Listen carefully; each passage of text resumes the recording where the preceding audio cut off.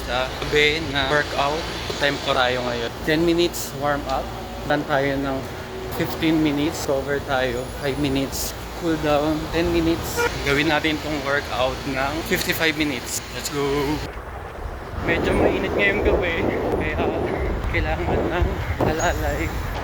1K, 550, 2K, 549. Grabing init ngayon ha. Ang bilis kong pawisan. Kaya importante talagang may hydration. 3K, 539. Medyo humid. 4K, 555. Oh no, may konting discomfort ulit. Pero sa tingin ko, kayang i-manage. Pakinggan mo lang yung katawan mo.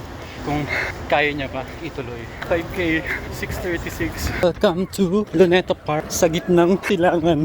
Baka sakaling mawala yung discomfort. Less than 20 minutes. 6K, 649. 7K, 548.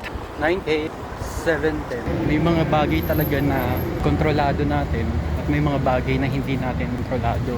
Tulad na lang ng weather, hindi natin kontrolado. Hayaan na lang natin. Mag-focus tayo dun sa mga bagay na kaya natin kontrolin.